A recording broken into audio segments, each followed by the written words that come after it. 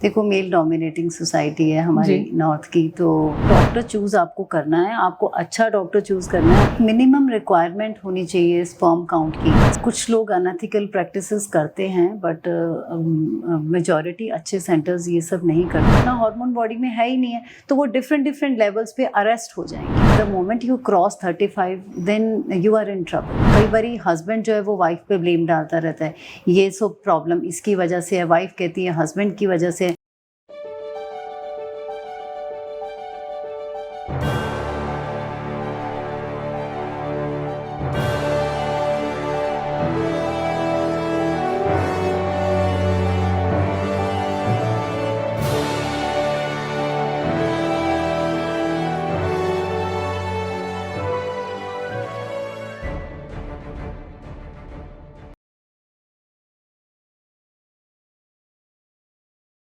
नमस्कार, welcome to ask officials. आज हमारे साथ डॉक्टर ऋतु प्रभाकर हैं। Hello ma'am. Hello. So ma'am का जो सेंटर है वो हमारा सेंटर आईवीएफ सेंटर है एंड हॉस्पिटल है, और one of the oldest IVF and ICSI centre of Panipat region. And अगर मैं बोलूँगी हरियाणा का भी वन ऑफ द ओल्डेस्ट है तो शायद ये गलत नहीं होगा मैम। सो मैम ने ही आज से 20 साल पहले लोगों को होप दी कि एक आईवीएफ भी एक मेजर है जिसको हम अपना सकते हैं और बच्चे पा सकते हैं। तो मैम से आज बहुत सारे क्वेश्चंस हमारे होंगे related to IVF only. So ma'am, ये आईवीएफ का जो कंसेप्ट है जो आपने इंट्रोड्यूस किया इस रीजन में, ये 20 इयर्स पहले किया, तो उस टाइम कितना इसको लेके लोगों का थोड़ा सा इनहिबिशन या एवर्जन था लोगों में? Thanks for giving me this opportunity to interact. जो आपने बात बोली बिल्कुल सही है, ये कि इनहिबिशंस तो बहुत हैं, आज भी लोगों में बहुत इनहिबिशंस हैं। बहुत सारे पेशेंट्स हमारे पास आते हैं, ट्रीटमेंट करवाते हैं, दे नीड आईवीएफ करवाते हैं, बट वो डिलीवरी नहीं करवाते कि हमारे एरिया के लोग क्या कहेंगे। और नॉर्मल पेशेंट भी जो सिर्फ प्रेगनेंसी और वो डिलीवरी कराने के लिए भी नहीं आते, ये सोच के कि वो लोग बोलेंगे बाहर के हमारे कि उन्होंने आईवीएफ कराया है, जबकि आईवीएफ में ऐसी कोई प्रॉब्लम नहीं है, बट इनहिबिशंस हैं लोगों में। अब मैम से आईवीएफ की बात करते हैं और करंट सिनेरियो को देखते हुए कि इतना मॉडर्नाइजेशन चीज़ों में आ गई है, तो आपको क्या लगता है कि कौन सा एज ग्रुप है जिसको आईवीएफ की रिक्वायरमेंट बढ़ती जा रही है? देखो, एज जो है ना, फीमेल की एज तो बहुत इम्पॉर्टेंट है, जो डिसाइडिंग फैक्टर है, लेकिन बेसिकली आजकल लड़कियां लेट मैरिज कर रही हैं। That is also one of the reason कि ये इनफर्टिलिटी बढ़ रही है। फिर बहुत हमारी अब सोसाइटी थोड़ा ज़्यादा लिबरल हो गई है, तो सेक्सुअल पार्टनर्स भी लोगों के ज़्यादा हैं, उससे उनको पेल्विक इन्फेक्शंस बहुत ज़्यादा होने शुरू हो गई हैं, और लेट मैरिजेस करने से उनका जो एग क्वालिटी है वो डाउन हो रही है, या ड्रग अब्यूज़ कह लो, आप स्मोकिंग कह लो, अल्कोहल कह लो, ये सब चीज़ें बहुत कॉमन हो रही हैं सोसाइटी में। जो यंगस्टर्स उसका बहुत अब्यूज़ कर रहे हैं, उससे उनका स्पर्म काउंट भी कम हो रहा है। तो ये सब चीज़ें जो है ना, इसकी वजह से हम एज के ऊपर एक पॉइंट नहीं ले पाते। बहुत सारे लोग लेट मैरिज करते हैं, तो जब आपने मैरिज ही 30 के आसपास करी है, तो नेचुरली आपको स्टार्ट से ही आना पड़ेगा दिखाने के लिए कि आपका ओव्यूलेशन सर्कल ठीक है या आपके हस्बैंड का स्पर्म काउंट ठीक है। अदरवाइज़ आज की डेट में एज कोई क्राइटेरिया नहीं रह गया है। बहुत, मैंने अपने ओपीडी में बहुत सारे 22-23 ईयर्स ओल्ड भी पेशेंट्स जिनका जस्ट मैरिज को 6 मंथ्स हुआ है और कंसीव नहीं हो रहे, और आके देखा है कि पेशेंट का ओवेरियन रिजर्व जो है वो बिल्कुल डिक्रीज़ है, और ओवेरियन रिजर्व बहुत डिक्रीज्ड पाया जा रहा है आज की डेट में यंगर एज ग्रुप में भी। मैम, जिसमें मैं बीच में आपको काटना चाहती थी, पूछना चाहती थी कि एग रिजर्व क्या रीजंस होते हैं जिससे डिक्रीज होना शुरू हो जाता है एक यंग लड़की में भी जो कि 28-25 इस रेंज में हो? देखो, अभी ग्लोबली ये देखा गया है कि एग रिजर्व कम हो रहा है और स्पर्म काउंट भी ग्लोबली कम हो रहा है, और इसका रीज़न जो है कहीं ना कहीं वही लाइफस्टाइल है हमारा, प्लस हमारे को जो हमें वो टीकों वाले, दवाइयाँ वाले, जो हमें मेडिसिन्स वाले, जो हम फ्रूट्स खा रहे हैं, हम जो वेजिटेबल्स खा रहे हैं जिनको कलर किया जा रहा है, और जो हमारा एनवायरनमेंट है वो इतना पोल्यूटेड है, तो ये सब चीज़ें उसके अंदर इफ़ेक्ट डाल रही हैं। क्योंकि मैम अगर हम बात करते हैं तो यूएस में बोलते हैं या किसी भी कंट्री में ले लें, तो एक फीमेल का रिप्रोडक्टरी सिस्टम थोड़ा लॉन्गर टाइम तक काम करता है as compare to Indian system. So these are only the major reasons जो कि हमको ये अफेक्ट तो कर रहे हैं. This is very important. See why our younger generation is going abroad. Quality of life is good, वहाँ पे हवा अच्छी है, ऑक्सीजन आपको ज़्यादा मिल रही है, फूड इज़ गुड. वहाँ पे ये उनके लॉज इतने स्ट्रिक्ट हैं कि आपको ये ऐसे जेनेटिकली मॉड्यूलेटेड फूड्स नहीं मिलते. वो लिखा होता है कि ये जेनेटिकली मॉड्यूलेटेड फूड है, हमारे यहाँ तो कोई लॉ ही नहीं है इस चीज़ का. तो ये सब चीज़ें अफेक्ट डाल रही हैं. उनका डाइट अच्छा है, वो एक्सरसाइज कर रहे हैं, उनका जो हेल्थ गोल्स हैं वो अच्छे हैं.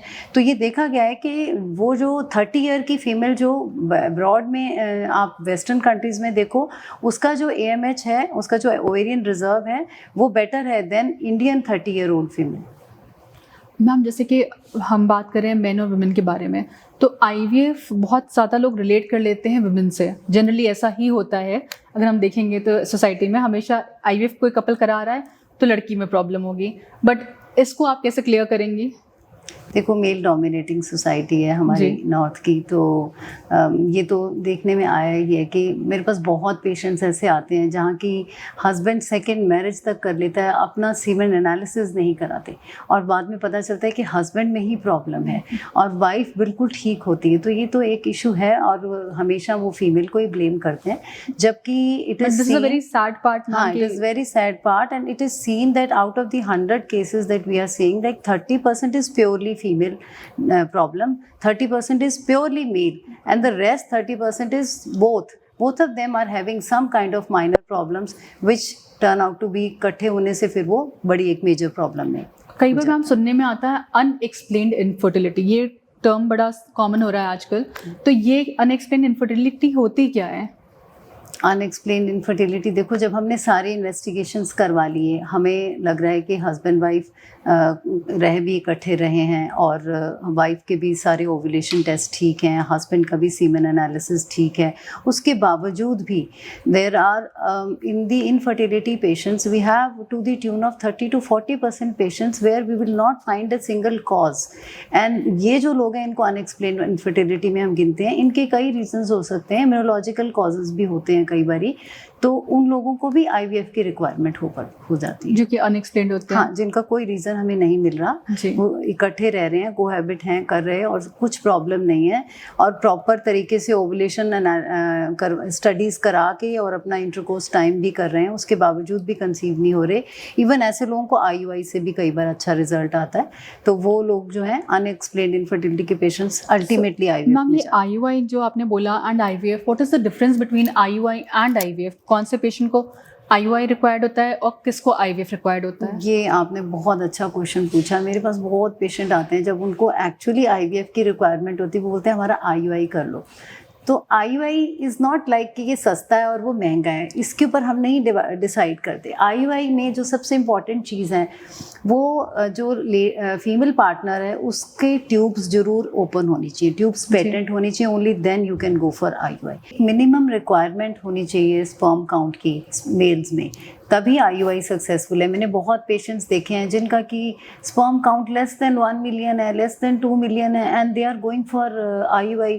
IUI will not give you any result अगर स्पर्म काउंट इतना कम है. इतने कम पेशेंट्स को अल्टीमेटली IVF ही कराना पड़ेगा. उसमें भी ICSI एक चीज़ होती है जिसमें इंट्रासाइटोप्लाज्मिक स्पर्म इंजेक्शन, हम एक एग में एक स्पर्म को इंजेक्ट करते हैं, उससे हम एम्ब्रियो बनाते हैं.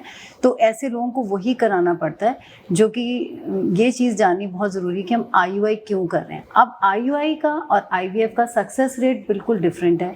IUI का सक्सेस रेट सेम ही रहेगा जो कि नेचुरल कंसेप्शन में रहता है, विच इज़ 15%, और IVF का सक्सेस रेट जो है is to the tune of 60 to 70% depending upon the quality of sperm and egg that we are getting in the embryos which are formed.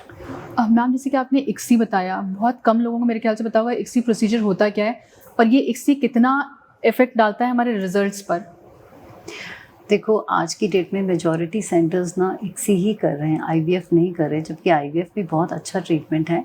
IVF में natural selection of sperm हो रहा होता है, but this can be done in patients जिनका कि sperm count अच्छा है. जहाँ मेल फैक्टर इन्वॉल्व है, जहाँ स्पर्म काउंट पुअर है, जहाँ जो स्पर्म्स हैं उनमें मॉर्फोलॉजी के अंदर डिफेक्ट्स हैं, डबल हेड हैं, डबल टेल है, कुछ मोटिलिटी के प्रॉब्लम्स हैं, तो उन सब लोगों में हमारे पास में ऑप्शन जो है वो इक्सी की ही रह जाती है। उसमें हम क्या करते हैं कि जो गुड क्वालिटी स्पर्म्स हैं उनको अलग से सिलेक्ट कर लेते हैं और एक एग में एक स्पर्म को इंजेक्ट करते हैं, जिससे कि उनके अच्छी क्वालिटी के एम्ब्रियोज बनते हैं। बट आजकल रूटीनली ये देखा गया है कि मेजॉरिटी केसेस में इक्सी ही किया जाता है, क्योंकि कई बार आईवीएफ करने से जो एम्ब्रियो फॉर्मेशन नहीं हो पाता, तो वो पेशेंट एक्सेप्ट नहीं करता कि उसने ओवुलेशन, उसका एग पिकअप भी हो गया और स्पर्म्स भी दिए, लेकिन एंड में एम्ब्रियोज ही नहीं बने। तो मेजॉरिटी सेंटर्स आज की डेट में जिनके पास इक्सी है वो इक्सी ही करते हैं 100%। मैम, जैसे अगर हम बात करते हैं, बहुत सारे पेशेंट्स आपके पास डे टू डे लाइफ में आते हैं, तो क्या इफ़ेक्ट करता है, मेंटल हेल्थ किस तरह से इफ़ेक्ट करती है एक आईवीएफ के रिजल्ट को? अगर कोई पार्टनर्स हैं एंड दे मतलब मेंटली कन्विंस्ड कि वो आईवीएफ के लिए ही जाना है, और कई केसेस में होता है कि मेंटली कन्विंस्ड नहीं होते हैं but they don't have any other option apart from IVF, तो ये कैसे इफ़ेक्ट करता है आपके रिजल्ट्स को? ये देखो, कोई भी काम हम अच्छे मन से शुरू करते हैं तो उसका रिज़ल्ट अच्छा आता है, ये तो बहुत इम्पॉर्टेंट चीज़ है। बहुत सारे लोग ऐसे आते हैं जो कि अपनी प्रॉब्लम को एक्सेप्ट ही नहीं करना चाहते, उनको पता भी है कि उन्हें ये problem, but they don't want to accept. तो वो उसको, जब उनको एक्सेप्टेंस ही नहीं है तो वो ट्रीटमेंट की तरफ कैसे जाएंगे? आपको पहले अपनी प्रॉब्लम को एक्सेप्ट करना है, and same is for both partners. कई बार हस्बैंड जो है वो वाइफ पे ब्लेम डालता रहता है, ये सब प्रॉब्लम इसकी वजह से है, वाइफ कहती है हस्बैंड की वजह से। तो यहाँ बहुत इश्यूज़ आते हैं जहाँ हस्बैंड वाइफ घर से ये मेंटली प्रिपेयर होके आए कि अब हमने इतने साल ट्रीटमेंट करा लिया है और हमारा कोई अच्छा रिजल्ट नहीं आ रहा, अब हमें आईवीएफ बोला गया है। वो घर से पूरा मेंटली प्रिपेयर होके आते हैं कि हमने अब आईवीएफ ही कराना है। दे जनरली फेयर बेटर, उनके ज़्यादा अच्छे रिजल्ट्स आते हैं। कोई मैम ऐसा केस हो आपके पास किसी पार्टनर्स का जो इस तरह की चीज़ों को फेस किया हो जिन्होंने? बहुत सारे ऐसे केसेस आते हैं, हम आपस में भी बात करते हैं स्टाफ वाले। जब पेशेंट आता है तो कई बार कोई पेशेंट ऐसे आते हैं जो सिर्फ फॉल्ट फाइंडिंग, चाहे हमारे स्टाफ में, चाहे मुझ में, चाहे आपस में, नेगेटिव ऑरा से ही आते हैं। तो मैंने बहुत देखा है कि उनके रिजल्ट्स अच्छे नहीं आते, और बहुत पेशेंट्स ऐसे होते हैं जो कि कभी सोचते ही नहीं है कि उनका रिजल्ट नेगेटिव आएगा। They have full faith in the doctor, जो बोलोगे वो करेंगे और उनके रिजल्ट्स भी अच्छे आते हैं। और ये तो बहुत कॉमनली देखा गया है इस चीज़ को। Ma'am, as a gynae doctor, what do you think कि एक क्या फीमेल की क्या राइट एज होनी चाहिए जहाँ से उसको एक गायनी को दिखाना शुरू कर देना चाहिए?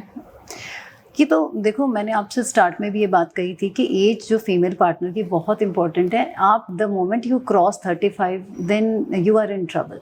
सो जितने भी लोग 35 की एज में मैरिज कर रही हैं फीमेल्स, उनको तो immediately if they want to plan family they should visit their gynaecologist. और कुछ लोग ऐसे हैं जो आपने बोला करियर ओरिएंटेड फीमेल्स हैं, उनको अब देखो कोऑपरेटिव आपका जो ये वर्ल्ड है इसमें इतना कॉम्पिटिटिव है, सबको अपने अपने फील्ड्स में अच्छा करना है, तो वो लेट कर रही हैं। Sorry to interrupt you out here, but अभी हमने बहुत रिसेंटली बहुत ज़्यादा प्रेवलेंट ये चीज़ सुनी है, एग फ्रीजिंग कि लोग बोलते हैं, पे आ रही थी, आपने बिल्कुल ठीक तो एग फ्रीजिंग लोग बोलते हैं हम करा लेंगे, बाद में बच्चा तो होता रहेगा। हाँ। तो इस चीज़ को मतलब like there is a certain time जिस टाइम पे वो चीज़ हो जानी चाहिए। अगर आईवीएफ भी है राइट टाइम पे हो जाना चाहिए, तभी इट इज़ मोर सक्सेसफुल। मैं अभी उसी पे आ रही थी, एग फ्रीजिंग पे आ रही थी। बहुत सारे लोग ऐसे आते हैं हमारे पास जो कहते हैं अभी हम मैरिज तो नहीं प्लान करेंगे। तो आई फील बहुत सारे लोग जो हैं उन्होंने अपना पार्टनर डिसाइड कर लिया होता है, तो पार्टनर डिसाइड कर लिया तो then they can go for embryo freezing, जिसके कि थोड़े बेटर रिजल्ट्स डेफिनेटली हैं एग फ्रीजिंग से। बट एग फ्रीजिंग के भी आज की डेट में बहुत अच्छे रिजल्ट्स हैं और हम भी बहुत अच्छे एग फ्रीजिंग के रिजल्ट्स दे रहे हैं अपने पेशेंट्स को। तो जहाँ उसका पार्टनर डिसाइडेड नहीं है और अभी वो मैरिज नहीं करने के लिए तैयार है, तो वो बिल्कुल, मैंने आप जो अभी बात बोली थी 35 से एज बढ़ने के बाद में आपका जब AMH लो हो जाएगा, उस टाइम पे आपको दिक्कत आएगी, तो आप बेटर है कि फिर पहले अपने कुछ एग फ्रीजिंग करवाएं। मैम, जैसे एग फ्रीजिंग की बात करते हैं, कई बार क्या होता है लोग एक सेंटर में अपना एग फ्रीज कराते हैं, फिर उनका ओपिनियन नहीं बनता उस IVF डॉक्टर से कराने का, फिर वो उसको ट्रांसफ़र कराते हैं किसी और सेंटर पे। तो ये जो ट्रांजिशन का पीरियड होता है, क्या ये इस एग को डिस्ट्रॉय कर सकता है या कम चांसेस दे सकता है ट्रांसफ़र में? देखो, मेरे पास भी एक बार ऐसा एक पेशेंट आया था जिन्होंने कहीं और सेंटर पे एग फ्रीज़ कराए थे। देखो एग फ्रीज करना जो है ना is a very technical work, even it is more difficult than embryo freezing. तो इसमें क्या है कि अगर आपका वो सेंटर अच्छी फ्रीजिंग नहीं किया है तो सामने वाले को एग मिलेंगे ही नहीं। अब हमारे पास वो अपने एग फ्रीजिंग करवा के, कोई बॉम्बे के लोग थे, वो वहाँ से दिल्ली के किसी सेंटर से करवा के लेके आए वो, पर हमने जब उनको थॉ किया तो उसमें से कोई भी एग नहीं निकला, सब के सब ब्लैक थे और कोई सर्वाइव नहीं, मतलब कुछ इक्सी करने के लायक ही नहीं था। तो ये एक इम्पॉर्टेंट चीज़ है। बट अगर ट्रांसफ़र अच्छे से हुई है और अच्छे सेंटर पे आपकी फ्रीजिंग हुई है तो ये प्रॉब्लम नहीं आनी चाहिए। बट जबकि अब हमारा ये जो लॉ बन गया है इसमें ना ये अलाउड ही नहीं है। You cannot change the place of your embryos and your eggs. जो आपकी ये आपने जहाँ फ्रीज कराएं आपको वहीं प्रोसीजर कराना होगा, ये अलाउड नहीं है इनका ट्रांसपोर्टेशन। सो अगर हम बात करें तो बहुत माइंडफुल एक्शन हमारा होना चाहिए prior when we are going for an IVF या एक फ्रीजिंग के लिए, कि हम मैं यही सेंटर चूज कर रही हूँ, इसी सेंटर में मेरा पूरा प्रोसेस कंटिन्यू होगा। ये तो बहुत इंपॉर्टेंट चीज़ है। डॉक्टर चूज़ आपको करना है, आपको अच्छा डॉक्टर चूज़ करना है। आप जो भी आपको प्रोसीजर करना है फिर आप फुल फेथ के साथ उसके साथ कंटिन्यू करिए।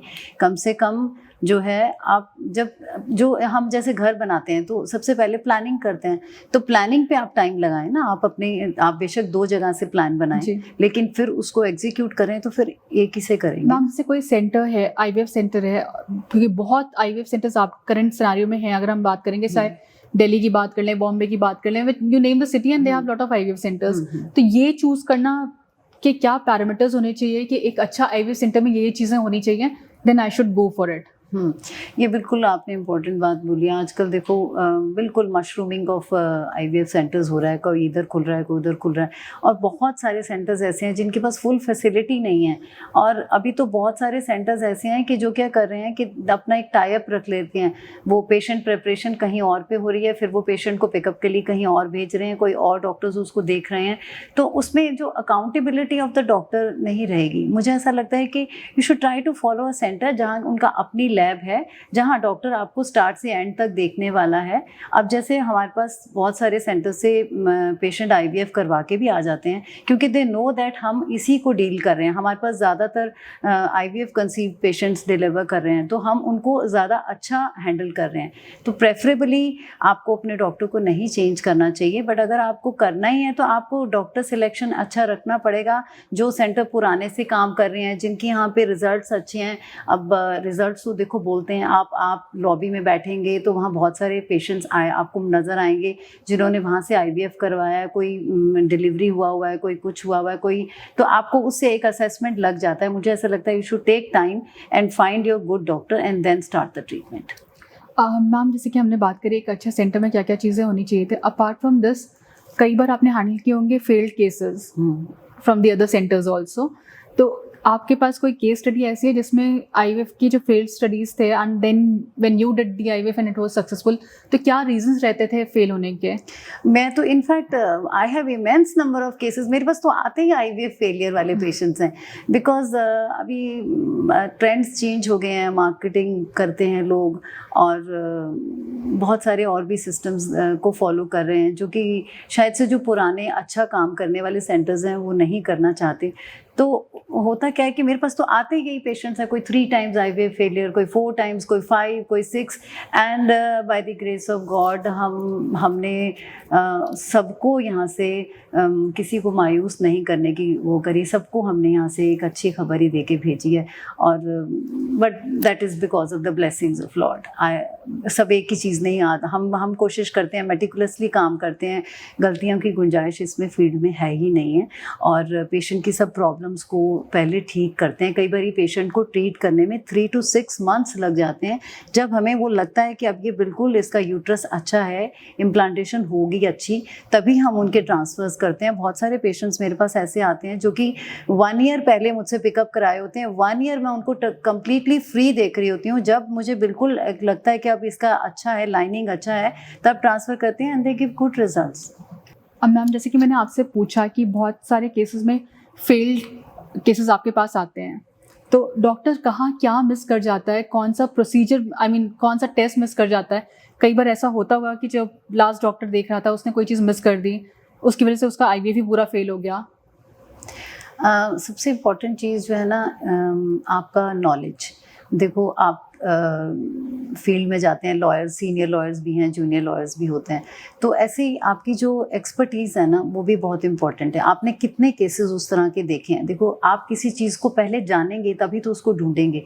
तो बहुत सारे मैंने देखा है कि जो इमेच्योर लोग होते हैं जिनको सारी नॉलेज नहीं होती and they start a centre, फिर वो बड़ी बेसिक हार्मोनल प्रॉब्लम्स को मिस कर जाते हैं।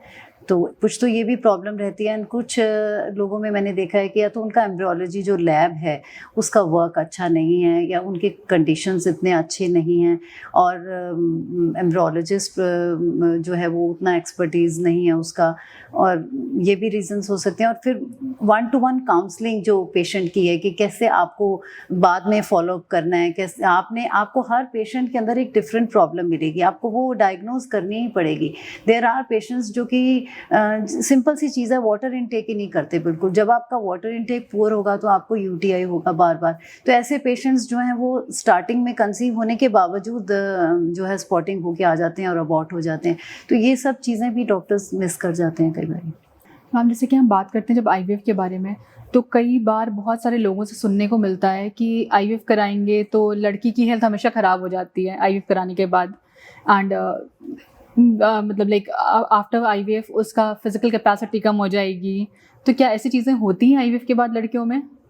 देखो the procedure involve basically injections. थोड़ा सा 1 मंथ के लिए तो उसको थोड़ा सा ब्लोटेड फील हो सकता है, बट ऐसा कहीं भी नहीं है कि उसका कोई एनर्जी लेवल डाउन हो जाएगा या उसको कुछ वीकनेसेस आएंगी या वो बहुत सारे लोग कहते हैं उसका वेट गेन हो जाएगा। ऐसा कुछ नहीं होता, ना वेट गेन होता है ना वेट लूज़ होता है।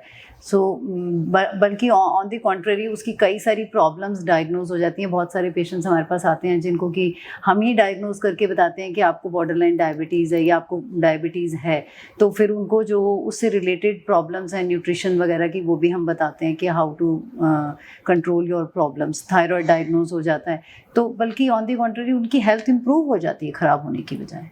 सो मैम जैसे कि बहुत सारे केसेस में हम ये भी सुनते हैं कि आईवीएफ बेबी है तो बड़ा डेलिकेट है, वो तो आईवीएफ का बच्चा है, संभाल के पकड़ो, बड़ा भी हो रहा है तो इसको ज़्यादा इन्फेक्शन कैच करता है क्योंकि वो आईवीएफ बेबी है।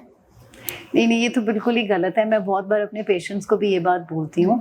मेरी खुद की सिस्टर इन लॉ का जो बेटा है वो आईवीएफ बेबी है और ये अभी हमारा वो बेटा 6 फीट टॉल है एंड अभी यूएस चला गया है, वहाँ पे he is doing very well और हैंडसम है। एवरीथिंग इज़ नॉर्मल, ऐसा कुछ भी नहीं होता।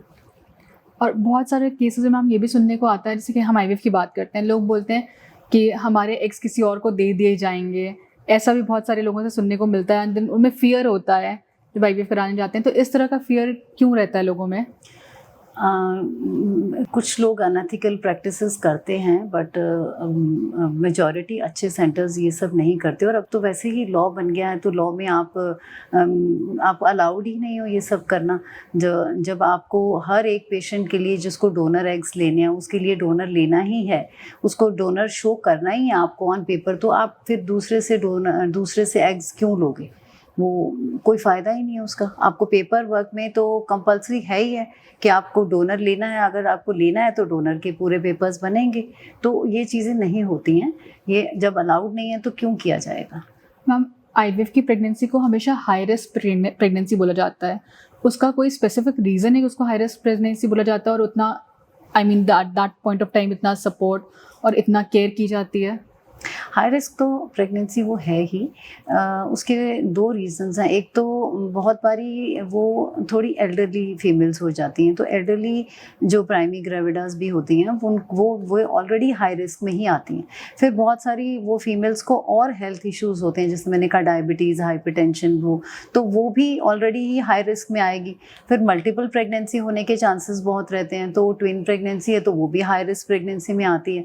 बट अगर कोई यंगर एज ग्रुप में आईवीएफ कराता है, जिनका कि जैसे मेल फैक्टर है, तो उनको इमीडिएटली मैरिज के बाद पता चल गया, उन्होंने शुरू में ही आईवीएफ करा लिया, तो ऐसे लोगों का कोई ऐसा इशू नहीं होता है। शुरू के 2 मंथ्स में उनको हार्मोनल सपोर्ट लेना है तो उनको ध्यान देना है। उसके बाद they are just like any other patient. और many of my patients deliver normally also, जो यंग हैं, जिनको और कोई प्रॉब्लम्स नहीं है। I was coming to this question ma'am, क्योंकि आईवीएफ को हमेशा रिलेट करते हैं कि आईवीएफ की प्रेगनेंसी सिजेरियन होगी। वही आई जस्ट आंसर दैट कि अगर उसको कोई रिलेटेड प्रॉब्लम है जिसकी वजह से उसका सिजेरियन होना ही है तो वो तो होगा। तो अदरवाइज जो अगर वो पेशेंट यंग है और उसका बाकी लाइफस्टाइल हेल्दी है, एक्टिव है, तो वो नॉर्मल डिलीवर कर जाती है। मैम कई केसेस हम देखते हैं कि आईवीएफ हो गया and it is successful, after 6 months heart beat skip हो जाती है बच्चों की। 6 weeks। 6 weeks। This is like basically क्या होता है कि हमारे आईवीएफ करने के बाद ना हम लोग 4-5 स्कैन्स करते हैं। जो फर्स्ट स्कैन होता है ना वो 6 weeks प्लस पे होता है, बिकॉज जो हार्ट बीट है बच्चे की वो 6 weeks 2 days के आसपास आती है। तो 6 to 7 weeks के बीच में हम एक फर्स्ट स्कैन करते हैं टू सी कि हमने जैसे नंबर ऑफ एम्ब्रियोज कितने डाले हैं। सपोज हमने 2 एम्ब्रियोज डाले हैं, 3 डाले हैं, टू सी कितने नंबर ऑफ एम्ब्रियोज इम्प्लांट हो गए हैं और फिर उनकी हार्ट बीट आई है कि नहीं आई है। एक तो ये हमें पता चलता है, और फिर सेकंड स्कैन हम करते हैं 8 weeks प्लस पे। तो ये 2 तरह की प्रॉब्लम्स होती हैं। कुछ लोगों को तो 6 weeks पे ही हार्ट बीट आई ही नहीं होती। तो कुछ एक लोग तो इनमें ऐसे होते हैं कि जिन्होंने या तो जो उनको टैबलेट्स दिए हैं या जो इंजेक्शंस उनको दिए हैं हार्मोन्स के, उनको कहीं ना कहीं स्किप किया होता है। तो वो वजह से भी वो, क्योंकि शुरू के जो 2 months हैं उसमें बच्चे का भी प्लेसेंटा नहीं बना है, तो वो टोटली जो हम मेडिसिन दे रहे हैं उसी के ऊपर चल रहा है, सपोर्ट वही है। तो उसके अंदर आप कोई गड़बड़ कर रहे हैं, या फिर बहुत सारे पेशेंट इस पीरियड में ऐसे भी आते हैं जिनका कि वही जो मैंने पहले बताया कि यूरिन इन्फेक्शन से आते हैं, वाटर इनटेक बहुत पुअर है, उससे वो भी प्रॉब्लम होती है। किसी किसी को कोई वायरल इन्फेक्शन हो जाती है। अब सिंपल आप फ्लू ही गिन लीजिए, कफ ले लीजिए, कफ एंड कोल्ड ले लीजिए, कई बारी वो भी रीजंस रह जाते हैं। और मोस्ट इम्पॉर्टेंट रीज़न जो है, sometimes that embryo that we have transferred, वो एम्ब्रियो में ही कुछ क्रोमोसोमल डिफेक्ट्स हैं। वो जब हम क्रोमोसोमल एनालिसिस कराते हैं, जो बहुत सुंदर अच्छे एम्ब्रियोज दिख रहे होते हैं माइक्रोस्कोप में, उनमें भी डिफेक्ट्स निकलते हैं। तो because of that chromosomal defect वो फिर ग्रो करता है, लेकिन वो बड़ा नहीं हो पाता, उसमें हार्ट बीट नहीं आती। तो मेजॉरिटी रीज़न 6 weeks प्लस वाला जो स्कैन है उसमें हार्ट बीट ना आने की क्रोमोसोमल डिफेक्ट्स है। और जब आप 8 weeks का स्कैन करते हैं उसमें जब हार्ट बीट नहीं आती, उसमें फिर ये ज़्यादातर ये फैक्टर्स आते हैं कि जैसे हार्ट बीट आ जाती है, पेशेंट थोड़ा सा कैजुअल हो जाता है कि अभी तो ठीक है, प्रेगनेंसी हो गई है, आज मेरे को उसने इंजेक्शन लगाने आना था वो नहीं आई, मेरे को कल लगवा लूँगी, दैट वे वो फिर थोड़ा कैजुअल हो जाते हैं और उसमें फिर ये प्रॉब्लम्स आती है। मैम जैसे आईवीएफ के पीरियड में बोलते हैं कि कई केसेस में 9 months तक इंजेक्शन लगता है, तो कौन से केसेस होते हैं जिसमें 9 months तक इंजेक्शंस प्रोलॉन्ग्ड होते हैं? 9 months तक तो इंजेक्शन बिल्कुल नहीं लगते। और अब आपने बहुत अच्छी बात करी, बहुत सारे सेंटर्स ऐसे हैं कि बहुत, मैं तो उनको अब आपके इससे माध्यम से उनको कंडेम भी करना चाहूँगी कि पेशेंट जितना वरीड है ना कि मुझे प्रेगनेंसी नहीं हो रही, वो डॉक्टर को भी ऐसा मुझे लगता है कि इतना इनसिक्योरिटी है, उसको नॉलेज की कमी है, ये क्या है कि वो ना जैसे खिचड़ी पका देते, सब चीज़ डाल देते हैं, ये भी लगा दो, ये भी लगा दो, ये भी। तो so many injections they start giving the patient जिनकी रिक्वायरमेंट ही नहीं होती पेशेंट को। तो ऐसे लोगों को वो फिर 8 months तक देते हैं इंजेक्शंस। बट बहुत मेरी प्रैक्टिस में, मुझे इतने साल हो गए काम करते को, हमने कभी भी किसी को 3 months से ऊपर इंजेक्शन नहीं लगाई, ज़रूरत ही नहीं होती। मैम जैसे हमने आईवीएफ की बात करी, same goes for normal pregnancy, तो आप नॉर्मल प्रेगनेंसी के लिए क्या सजेस्ट करेंगे? What is the right time for a couple to go for their and plan their normal pregnancy? Normal conceive करने के लिए देखो, अगर पेशेंट जो मैंने आपको बोला था, फीमेल का साइकिल बिल्कुल रेगुलर है मेंस्ट्रुअल, उसको 30 days का 28 days का साइकिल है और ब्लीडिंग ठीक होती है, ठीक है। उसको सम पीपल इवन उनको ओव्यूलेशन का पेन भी होता है, तो उनको पता भी रहता है कि मुझे ओव्यूलेशन हो रही है। तो ऐसे लोगों में तो और हस्बैंड ठीक है, यंग लोग कपल है, तो उनको at least 6 months to 1 year wait करना चाहिए। पर अगर उनका एज ज़्यादा है, suppose the female is nearing 35 और या उनकी कोई सेकंड मैरिज है और फर्स्ट मैरिज में भी इशू रहा है प्रेगनेंसी का, तो they should try to consult earlier. Ma'am बहुत बार हम कोरिलेट कर देते हैं पीसीओएस को इनफर्टिलिटी से, तो क्या जो यंग जनरेशन है जिनको पीसीओएस हो जाता है, कई लड़कियों को अगर हम बात करें 15 years से पीसीओएस की प्रॉब्लम हो जाती है, so that leads to infertility. ये जो कंसेप्ट आ रहा है कि इज इट रियल और इज इट कि हाँ दैट इज क्योरेबल? नहीं, पीसीओएस देखो बड़ा एक इंटरेस्टिंग टॉपिक है पूरा, इस पे तो पूरा मतलब टॉक होना चाहिए। ये तो अब ये जो हमारा हरियाणा साइड है, ये बेल्ट है इसका पीसीओएस का, और मेजॉरिटी पेशेंट्स हमें पीसीओएस के मिलते हैं। ये ना दिस इज़ द फॉर्मेशन जो है ना ओवरी की, वो उसका फॉर्मेशन ही ऐसी है कि उसमें छोटे छोटे फॉलिकल्स बनते हैं और वो बड़े नहीं हो पाते। उसका बेसिक रीज़न ये है कि हमारी जो बॉडी है उसमें एक या दो एग एक साइकिल में मैच्योर होने का हार्मोन होता है। तो अगर हमारे को साइमल्टेनियसली दोनों साइड से 8 10 फॉलिकल्स निकल के आएंगे तो इतना हार्मोन बॉडी में है ही नहीं है, तो वो डिफरेंट लेवल्स पे अरेस्ट हो जाएंगे। तो ये चीज़ जो है ना वो बाय बर्थ ही उसको ऐसे मिली हुई है, that can not be changed. उनको फिर लाइफस्टाइल चेंज करना है, उनको एक्टिव रहना चाहिए। बच्चों को अच्छे कोई गेम्स में आप डालें, और उनको ये जितना ये आपका वाइट फ्लावर वाला ये सब चीज़ें, पास्ता पिज़्ज़ा, ये burgers, they should avoid these noodles वगैरह। और ओबेसिटी नहीं होनी चाहिए उनको, क्योंकि अल्टीमेटली पीसीओएस वाले पेशेंट्स जो हैं, ये पीसीओएस उनका फोर रनर है ओबेसिटी का एंड लेटर ऑन डायबिटीज़ का। तो ये तीनों रिलेटेड हैं, और ज़्यादातर लोगों को जब आप पूछोगे तो उसकी मदर का भी ये हिस्ट्री मिलेगा कि वो, क्योंकि ये फैमिली में रन करता है, सिस्टर्स को भी होगा, मदर को भी होगा ये प्रॉब्लम, और फिर वो अल्टीमेटली डायबिटिक हो गई मदर। तो ये प्रॉब्लम तो देखो, अगर आप टाइमली उसको क्योर नहीं करेंगे, अपने अंदर चेंजेस नहीं लाएंगे, आपका एक्सरसाइज ऐड नहीं करेंगे, डाइट अच्छी नहीं करेंगे, टाइमली लड़की की शादी नहीं होगी, टाइमली वो प्लान नहीं करेगी प्रेगनेंसी, तो इनफर्टिलिटी में वो लैंड करेगी। तो मैम से क्या हमने बात करी अभी आपसे कि पीसीओएस को टाइमली चेक कर लेंगे तो इनफर्टिलिटी से क्योर किया जा सकता है time with in time period. तो इस तरह अगर हम बात करते हैं कि एडोलेसेंस की जो एज होती है टिल द टाइम मेनोपॉज की, तो कौन सा राइट टाइम पीरियड है कि किसी मदर को अपनी डॉटर को इस टाइम पीरियड से दिखाना शुरू कर देना चाहिए एक गायनेक को? एज आई सेड, पीसीओएस में तो सबसे इंपॉर्टेंट चीज़ क्या होने वाली है, मेंस्ट्रुअल इरेगुलरिटी। पेशेंट ने आपको हिस्ट्री देनी है कि इसको 1.5 महीने में पीरियड ही नहीं आता, इसको 2 महीने में पीरियड ही नहीं आता। Mother will come, she will say कि इसको पीरियड ही नहीं आ रहा है, तो वो उसका इनिशियली आपको पता चल जाएगा कि इसका इरेगुलर साइकिल है और मेडिकेशन के साथ इसको पीरियड आ रहा है।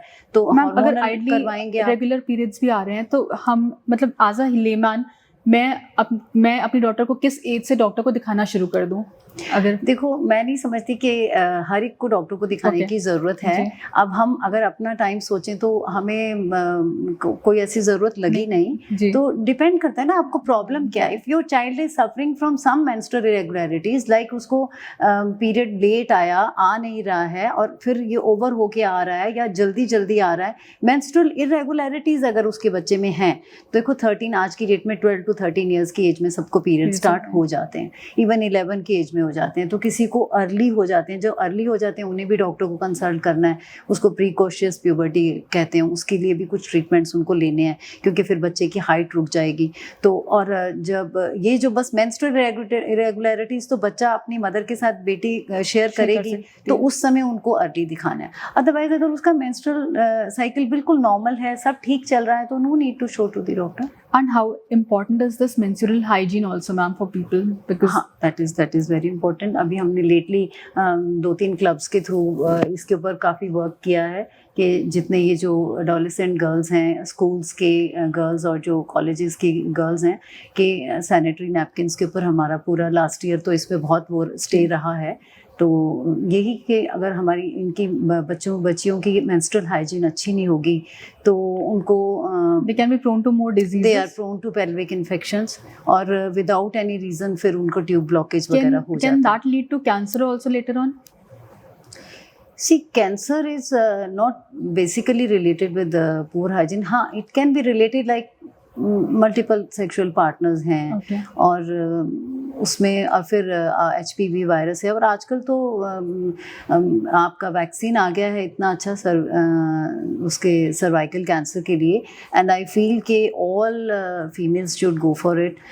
अपनी डॉटर्स को सबको जो 13 to 15 ईयर्स की एज की गर्ल्स हैं उनको तो 2 ही डोजेज़ लगती हैं, और बाकी लेडीज़ को 3 डोजेज़ लगती हैं।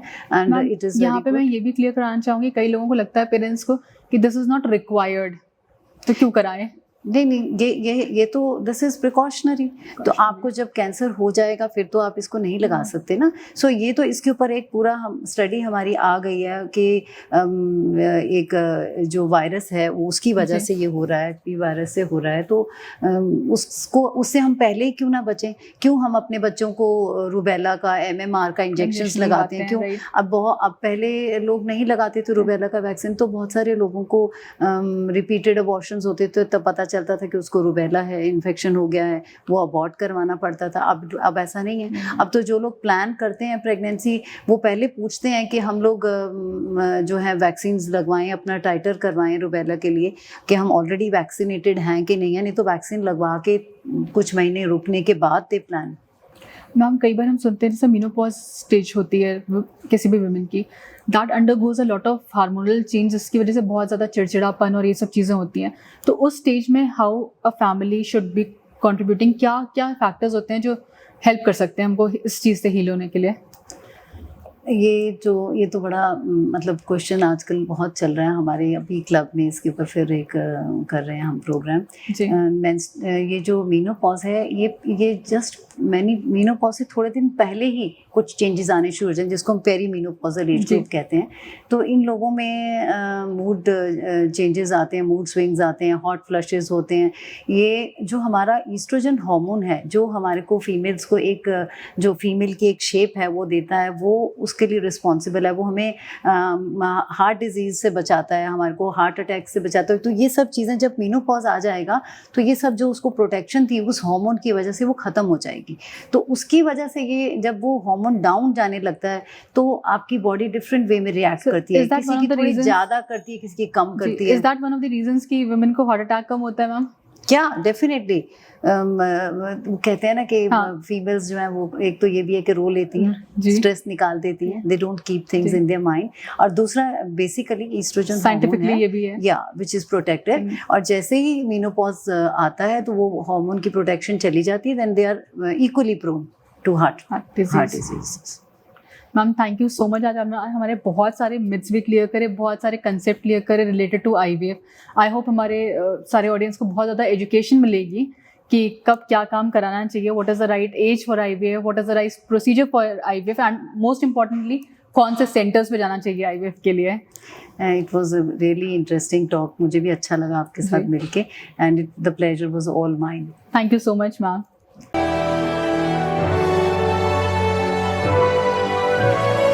ASKofficials.com